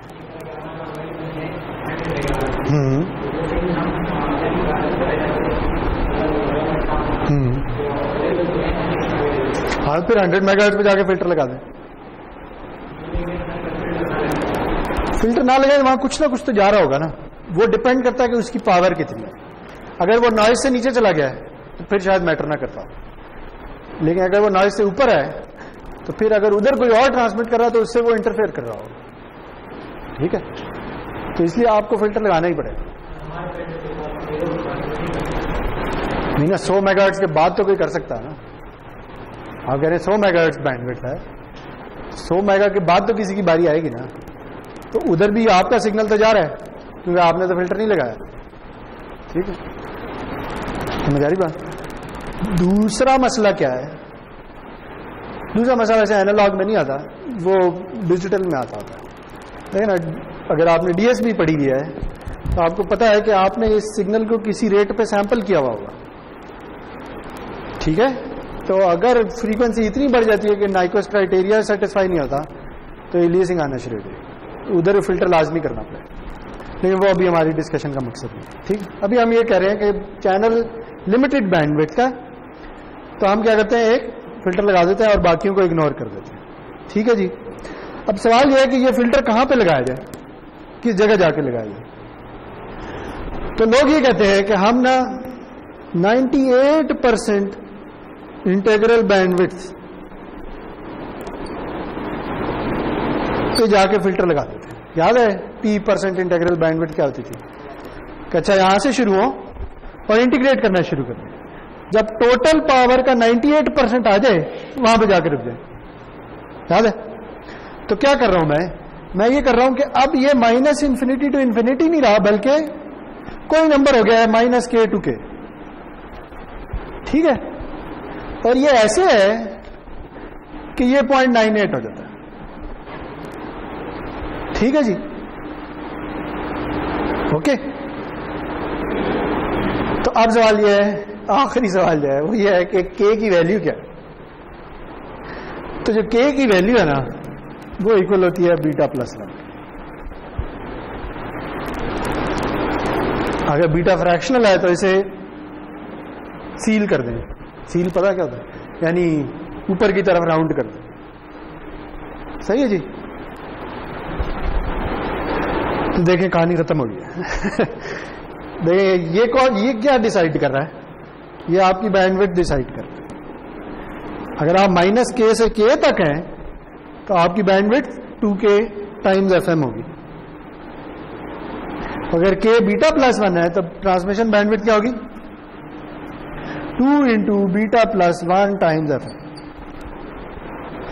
तो ये जो सारी डिस्कशन हमने किया है उसका एंड रिजल्ट ये है।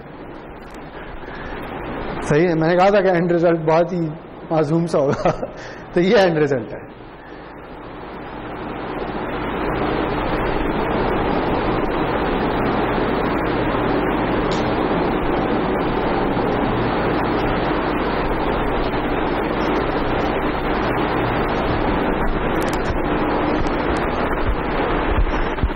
तो आपको इस डेवलपमेंट का अंदाजा होना चाहिए कि ये सारी डेवलपमेंट कैसे हुई है। ठीक है, लेकिन इस बेसल फंक्शन की डिटेल्स में जाना अंडर ग्रेजुएट लेवल की पे पॉसिबल नहीं है। ठीक है, तो इसलिए हमारे लिए जो चीज मैटर करती है ना वो ये है,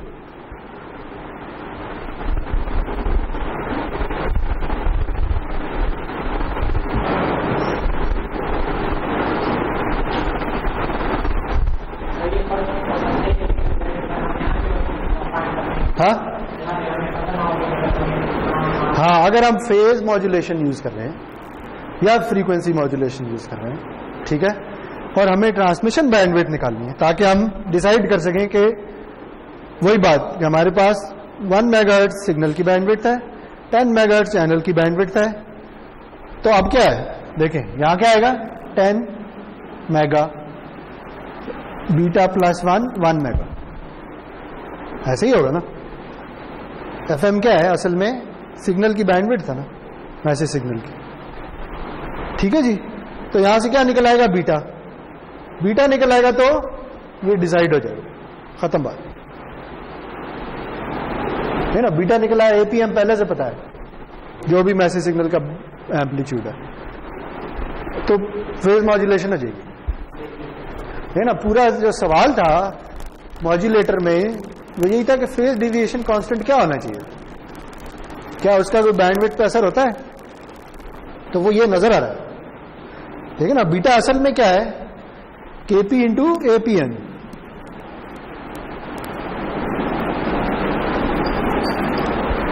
तो अगर आप फेज डिविएशन कांस्टेंट बढ़ाएंगे तो ट्रांसमिशन बैंडविड्थ बढ़ जाएगी, अगर मैसेज सिग्नल का एम्पलीट्यूड बढ़ेगा तो भी बैंडविड्थ बढ़ जाएगी। तो अब देखिए ये आपके पास एक नॉब आ गई है ट्रांसमिशन बैंडविड्थ कंट्रोल करने की। आपको अगर पता है कि ट्रांसमिशन बैंडविड्थ इतनी है, इससे ज्यादा नहीं रखनी, तो आप बीटा उसके मुताबिक एडजस्ट कर लें, ठीक है। क्योंकि एपीएम यूजली आपके हाथ में नहीं होगा, वो मैसेज सिग्नल डिसाइड करेगा। तो जी जो आखिर में रिजल्ट निकला है वो दोबारा इधर लिख लेते हैं।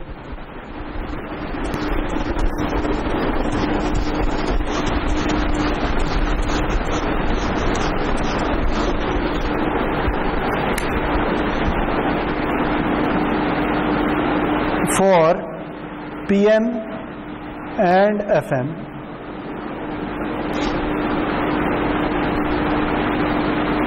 transmission bandwidth equals 2 into beta plus 1 into FM, where beta equals KP into APN or equals AFM over 2 pi KF over FM।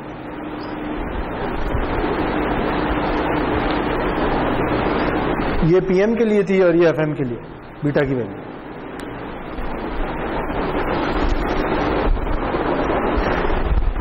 अच्छा ये जो चीज है ना, इसे एक नाम भी देते हैं, इसका नाम है कार्सन्स रूल। वो जो 98% से निकाला ना हमने से, तो ये अप्रॉक्सीमेट बैंडविड्थ है, तो इसे कार्सन्स रूल कहते होता है, ठीक है। यानी इससे ये आपको बहुत अच्छा आइडिया दे देता है कि बैंडविड्थ कितनी होगी। अच्छा इसकी एक एग्जांपल भी है, वो मैं आपको दिखा देता हूँ। कर सकते हैं, कर लें तो अगर कम करेंगे तो बैंडविड्थ कम हो जाएगी, ज्यादा करेंगे तो बैंडविड्थ बढ़ जाएगी।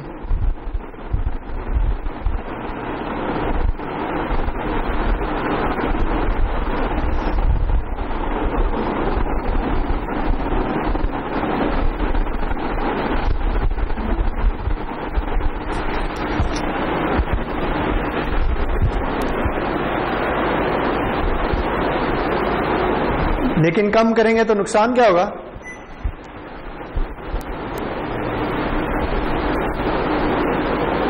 ज्यादा इंफॉर्मेशन लॉस होगी, ऐसे ही है ना।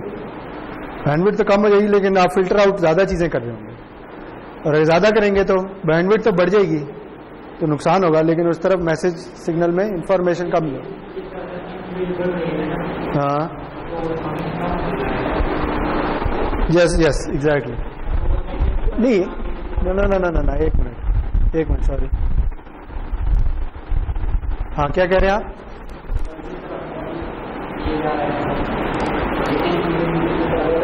हाँ हाँ हाँ हाँ बिल्कुल नहीं, हमें नहीं पता। जीरो कभी भी एग्जैक्टली जीरो कभी भी नहीं होगा, ठीक है। जीरो को अप्रोच करेगा, हाँ जैसे e to the minus x होता है, तो आप क्या कहते हैं, जैसे जैसे x बड़ा होता जाएगा e की पावर छोटी होती चली जाएगी। जीरो कब होगी? कभी भी नहीं होगी, हाँ इन्फिनिटी तो कभी होती ही नहीं है। अच्छा ये बहुत ज्यादा वैसे क्लियर नहीं नजर आ रहा, लेकिन इसमें ना दो स्पेक्ट्रम आपको दिखाए गए हैं। क्या किया जाए यार, ये तो कुछ ज्यादा ही बुरी आ रही है। एक मिनट,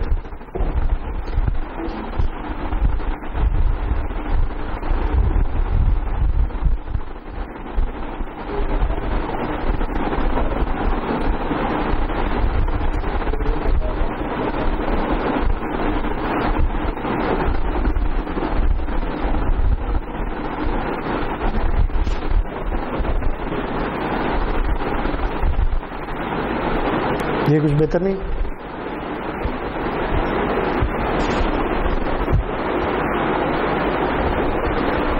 देखिए इसमें ना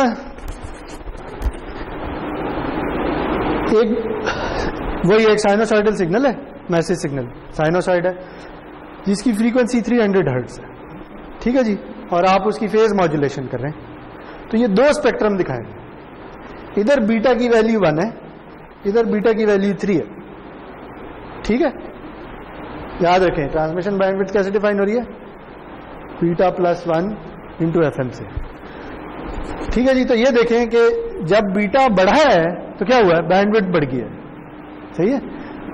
और ये बैंडविड्थ कम होती चली जा रही है जैसे जैसे आपकी फ्रीक्वेंसी बढ़ रही है, लेकिन जब आप बीटा बढ़ाते हैं तो ये बढ़ जाती है, सही है जी। और इधर देखें बीटा की वैल्यू अगर 1 है, ये क्या बनेगा, 1 + 1 2 × 2 4 FM, ठीक है। तो 4 FM का मतलब है तकरीबन 4 FM की वैल्यू 300 हर्ट्ज है, तो 1200, ठीक है जी। तो ये तकरीबन 5-6 के अराउंड है। और अगर बीटा को आप बढ़ा दें 3 कर दें तो ये 8 FM हो जाएगी। 8 का मतलब है कि ये टोटल 24 यानी +12 और -12 तक चला जाएगा, सही है जी। तो अगेन बीटा कंट्रोल कर रहा है कि आप कितने बैंडविड्थ कितनी ज्यादा करनी है, ठीक है। इधर बीटा डायरेक्टली प्रोपोर्शनल है फेज डेविएशन कांस्टेंट है, या दूसरे अल्फाज में आप कहेंगे कि मैं अगर केपी की बढ़ाऊं तो बीटा बढ़ता है, बीटा बढ़ता है तो बैंडविड्थ बढ़ती है। इधर भी यही है, अगर मैं KF बढ़ाऊं FM के केस में तो बीटा बढ़ता है, बीटा बढ़ता है तो ट्रांसमिशन बैंडविड्थ बढ़ती है, सही।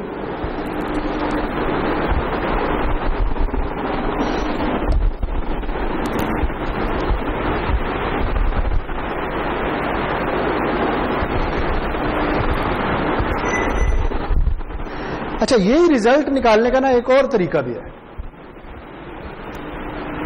देखिए हो क्या रहा है, हो ये रहा है कि आपके पास एक मैसेज सिग्नल है, ठीक है, इसकी वन साइडेड बैंडविड्थ W है। अगर वो साइनोसॉइडल है तो ये होगा, 2 टोन्स आएंगे, तो सॉरी 2 इंपल्सेस आएंगी। ये क्या है, ये GMF है।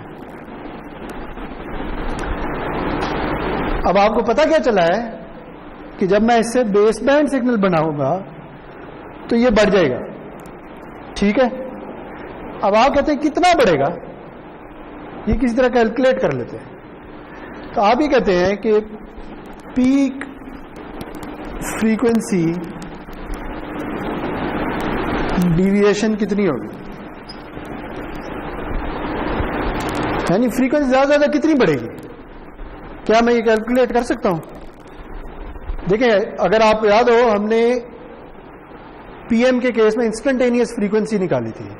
कैसे निकाली थी, फेज को डेरिवेट कर लें।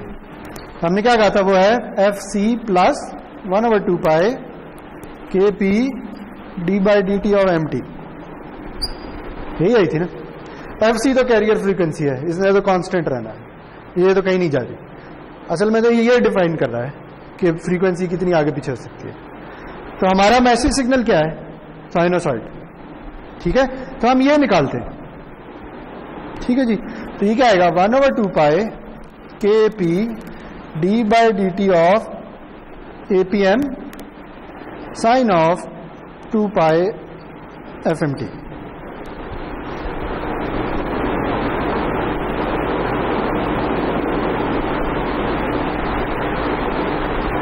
सही है। तो बताएंगे इसका डेरिवेटिव क्या होता है, साइन का डेरिवेटिव कोसाइन होता है। तो ये आ जाएगा APM cosine of 2 pi F M t into 2 pi F m. ठीक है, 2 पाई कैंसिल हो जाएगा, तो बचेगा क्या? बच जाएगा k p a p m f m cosine of 2 pi F M t. ये क्या है? ये फ्रीक्वेंसी है, ये इंस्टेंटेनियस फ्रीक्वेंसी है। आप क्या चाहते हैं? इसकी मैक्सिमम वैल्यू कि अच्छा ये कहां तक जा सकती है, तो इसकी मैक्सिमम वैल्यू क्या होगी? ये भी कांस्टेंट है, ये भी कांस्टेंट है, ये भी कांस्टेंट है, ये चेंज हो रहा है, तो इसकी मैक्सिमम वैल्यू क्या होती है? कोसाइन की मैक्सिमम वैल्यू क्या होती है? हाँ 1। ठीक है, तो इसका मतलब है कि पीक फ्रीक्वेंसी डेविएशन क्या आएगी? K p a p m f m.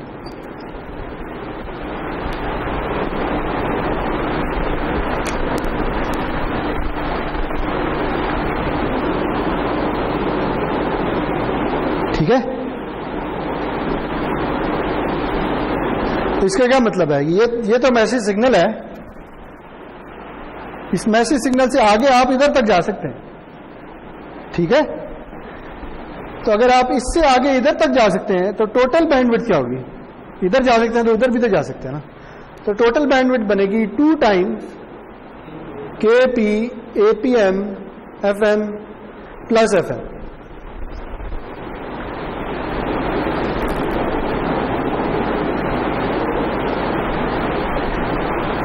समझ आई बात? ये एफ एम क्यों है?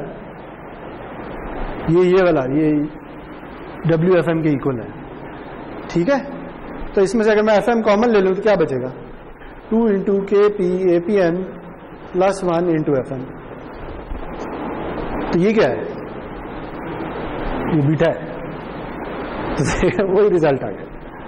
सही है, तो इस तरह से भी आप वही रिजल्ट निकाल सकते हैं। ये वही 2 beta plus 1 into f m होगा।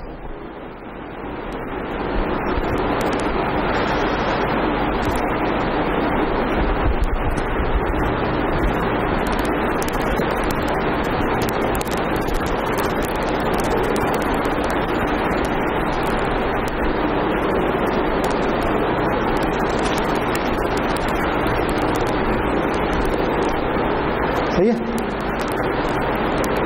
अच्छा, आप यही काम हम एफएम के लिए भी तो कर सकते हैं, तो यही काम एफएम के लिए करके देखते हैं क्या होगा।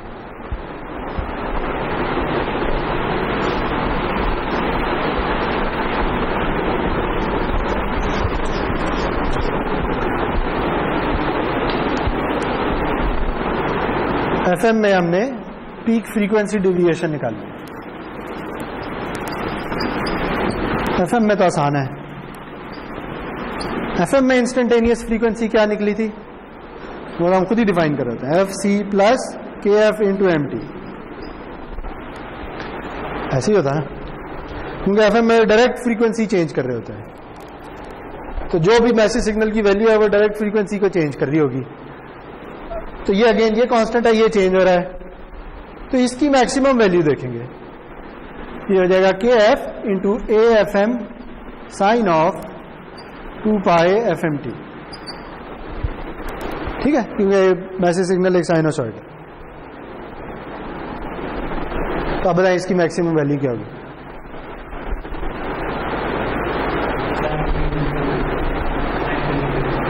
वन, तो वही के एफ ए एफ एम आ जाएगा। ठीक है, तो इसकी पीक फ्रीक्वेंसी डेविएशन आ जाएगी k f into a f m.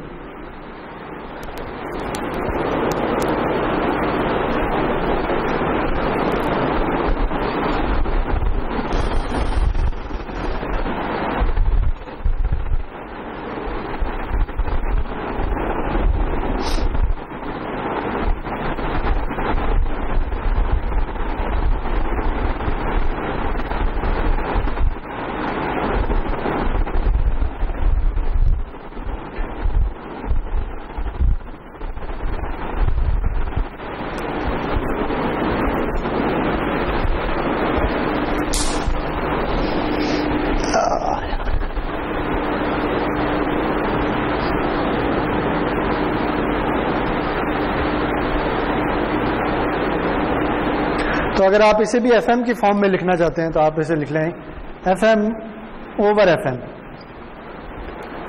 ठीक है।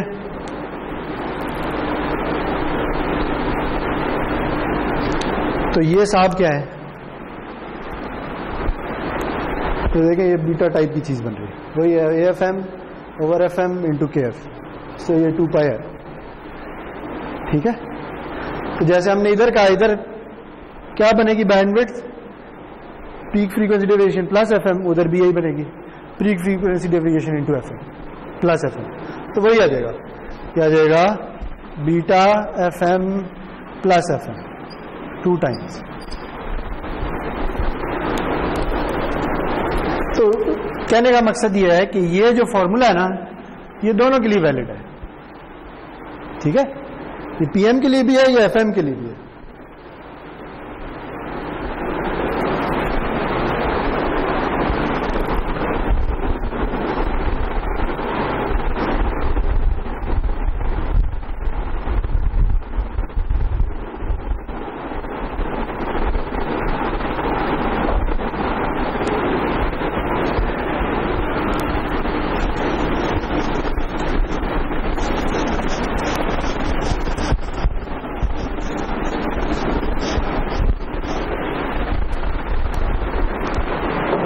तो अब बताएं जी कि बैंडविड्थ एफिशिएंसी क्या होगी। बैंडविड्थ एफिशिएंसी क्या होती है, मैसेज सिग्नल की बैंडविड्थ ओवर ट्रांसमिशन बैंडविड्थ। जो मैसेज सिग्नल की बैंडविड्थ है FM, इसकी बैंडविड्थ है 2 बीटा प्लस 1 FM, तो ये रह जाएगी 1/2 बीटा प्लस 1, ठीक है जी।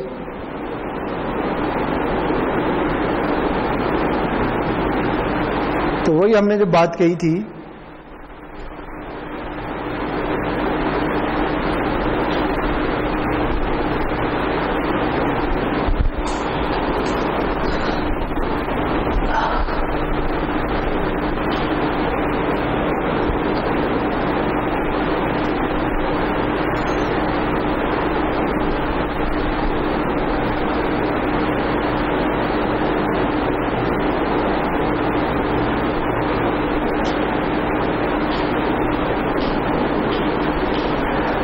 अगर मैं बीटा को बहुत छोटा कर दूं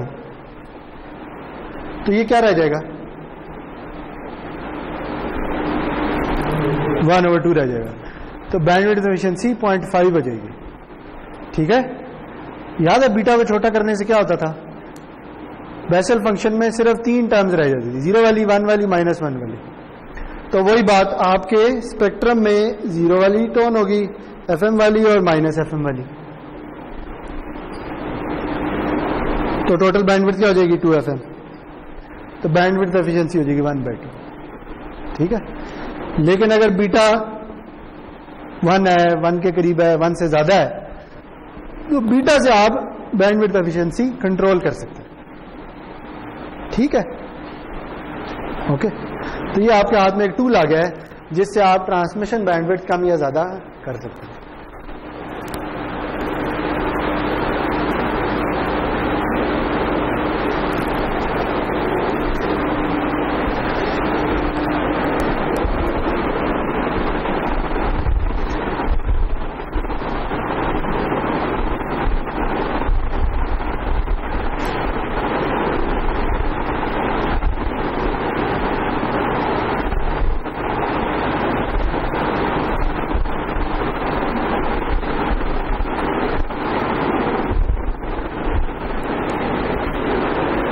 अच्छा जी, अभी तक हम जो बात करते हैं वो एक साइनोसॉइडल मैसेज सिग्नल की भी करते हैं, ऐसे ही है।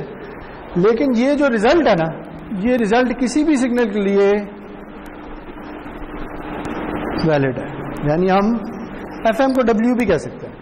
यानी अब अगर हमारे पास मैसेज सिग्नल ये नहीं है,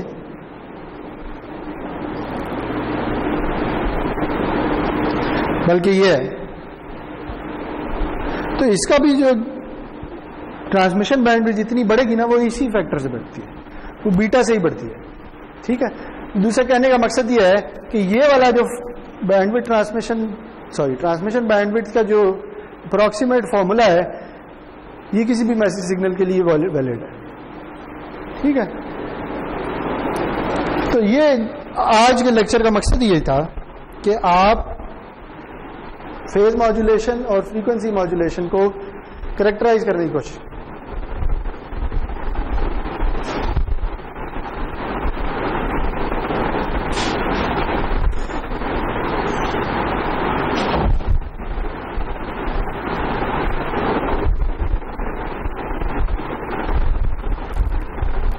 चलें जी, अगर ये हो गया है तो मेरे ख्याल में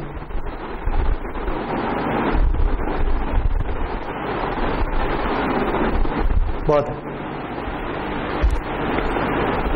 ठीक है, इसकी कोई एग्जांपल करनी है तो कर लेते हैं।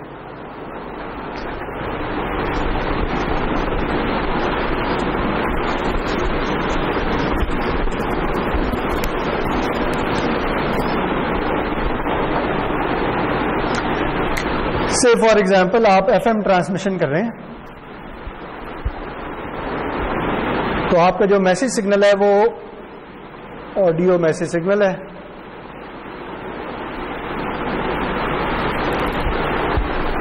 तो उसकी वन साइडेड जो ट्रांसमिशन बैंडविड्थ है वो तकरीबन 15 किलोहर्ट्ज।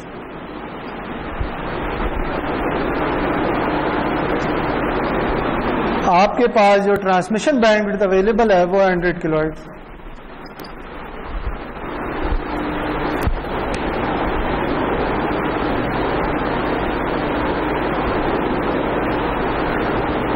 तो अब आपने बीटा डिसाइड करना है, तो सिंपली आप ये कहेंगे कि ये इक्वल होता है 2 बीटा प्लस 1 इंटू डब्ल्यू के।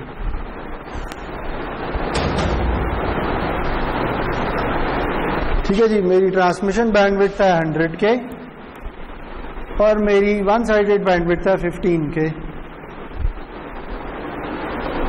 तो मैं बीटा निकाल सकता हूं। कैसे निकालूंगा? वो आएगा 100/30 इक्वल्स बीटा प्लस 1,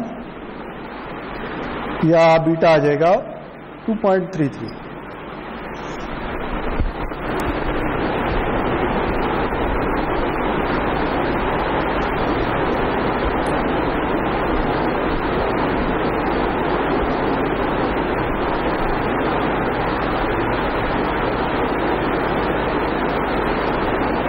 ठीक है जी,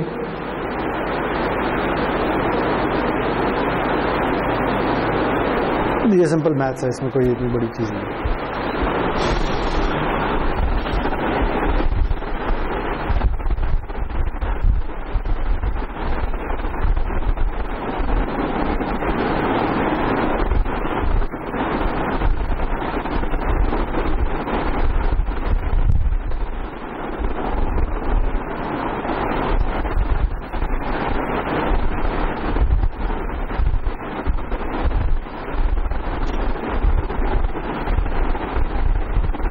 ठीक है,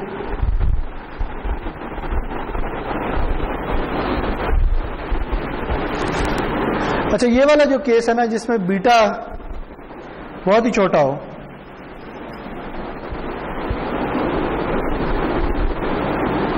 ठीक है, इस केस में क्या होगा? देखिए, अगर हम फेज मॉड्यूलेशन कर रहे हैं तो हमारा जो बेस बैंड सिग्नल होगा वो होगा AC e⁻j⁻k⁻p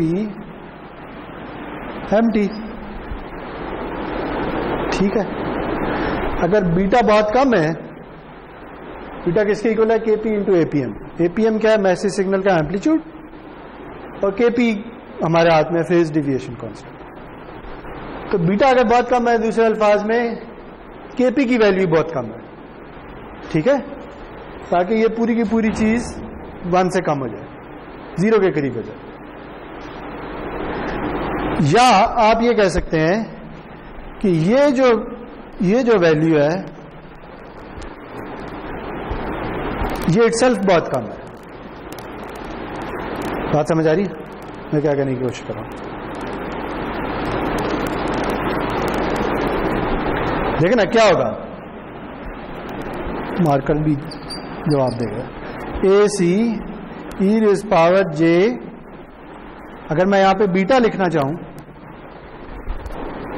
तो फिर साथ क्या आएगा? 1/APM into message signal. यही आएगा ना, ठीक है। एपीएम है क्या?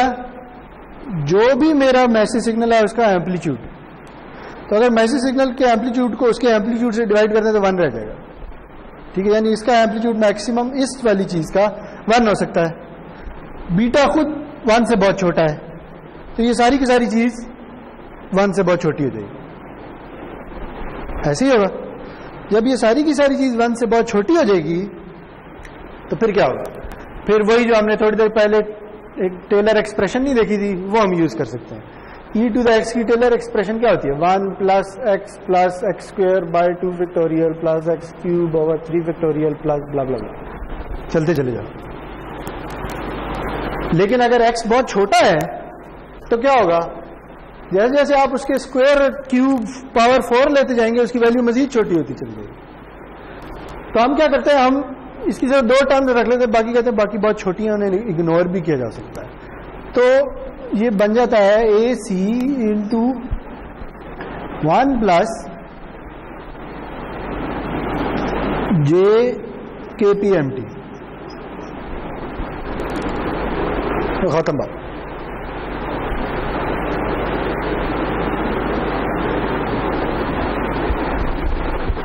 ठीक है, तो ये सिर्फ अप्रोक्सीमेशन है जो बुक ने बताई हुई है कि अच्छा अगर बीटा बहुत छोटा कर दें तो ये हो सकता है। और हमने देखा है कि अगर बीटा बहुत छोटा हो तो बैंडविड्थ 2W रह जाती है, इससे कम नहीं आप कर सकते, 2W से कम नहीं कर सकते, ठीक है। तो अगर आप PM या FM यूज कर रहे हैं ना, तो जो मिनिमम बैंडविड्थ होगी वो 2W होगी, 2W से कम नहीं हो सकती, ठीक है जी। तो इसलिए अगर आपने बीटा बहुत छोटा कर दिया ना, इसे खास नाम दे देते होते हैं, इसे कहते हैं नैरो बैंड फेज मॉड्यूलेशन। अगर ये मार्कर काम करता तो इसे कहते हैं नैरो बैंड। नैरो का मतलब कम, यानी इसकी बैंडविड्थ कम है यूजुअल फेज मॉड्यूलेशन से, क्योंकि यूजुअल फेज मॉड्यूलेशन में बीटा कम नहीं होगा, ज्यादा होगा तो बैंडविड्थ भी ज्यादा होगी। तो ये मिनिमम बैंडविड्थ है जो आप फेज मॉड्यूलेशन में अचीव कर सकते हैं। या दूसरे अल्फाज में आप मैक्सिमम बैंडविड्थ एफिशिएंसी अगर फेज मॉड्यूलेशन से चाहते हैं वो 0.5 हो सकती है, इससे ज्यादा नहीं हो सकती।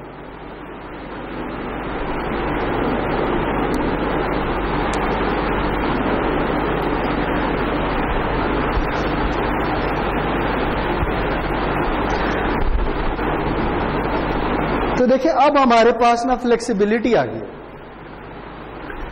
जब हमने AM पढ़ी थी तो हमने ये देखा था कि AM में फ्लेक्सिबिलिटी इसलिए कम है कि उसकी बैंडविड्थ एफिशिएंसी 0.5 या 1 होती है, उसके बीच में तो 0.5 से नीचे नहीं हो सकती। फेज मॉड्यूलेशन और फ्रीक्वेंसी मॉड्यूलेशन में आप बैंडविड्थ एफिशिएंसी कंट्रोल कर सकते हैं, जैसे 0.5 से नीचे भी लेके आ सकते हैं, ठीक है। आ गएंगे 0.5 से नीचे लाने का क्या फायदा है, बैंडविड्थ एफिशिएंसी ज्यादा होनी चाहिए। लेकिन एक तो वही बात है कि आपकी एप्लीकेशन पर डिपेंड करता है, ठीक है। अगर आपको उतनी ट्रांसमिशन बैंडविड्थ अवेलेबल है तो फिर आप चाहेंगे कि अच्छा बैंडविड्थ एफिशिएंसी कम कर लो, कहीं और से कोई गेन ले लो। तो एक गेन हमने इसका क्या देखा है, हमने फेज मॉड्यूलेशन का एक एडवांटेज ये देखा है कि इसका एम्पलीट्यूड कांस्टेंट होता है, याद है, AC² ही रहता है। तो उससे हम पावर एम्पलीफायर कम लीनियर रीजन वाला भी यूज कर सकते हैं, ये कल बात की थी। तो देखिए एक तरफ से हम मार खा रहे हैं बैंडविड्थ एफिशिएंसी की तरफ से, लेकिन दूसरी तरफ से हम कॉम्प्लेक्सिटी को कम कर रहे हैं।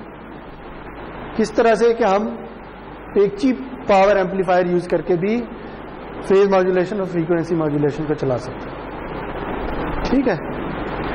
चले अब इसमें रह क्या गया है, इसमें अब रह गया है मॉड्यूलेटर खत्म हो गया है, अब डी मॉड्यूलेटर रह गया, ठीक है, कि फेज मॉड्यूलेशन और फ्रीक्वेंसी मॉड्यूलेशन का डी मॉड्यूलेटर कैसे डिजाइन, वो हो गया तो हमारी ये डिस्कशन खत्म हो जाएगी। वो उम्मीद है मंडे वाले दिन खत्म हो जाएगा, फिर जो 2 लेक्चर रह जाएंगे उनमें हम देखेंगे कि क्या करना है। ट्यूसडे वेंसडे होगा, ये किसने कहा?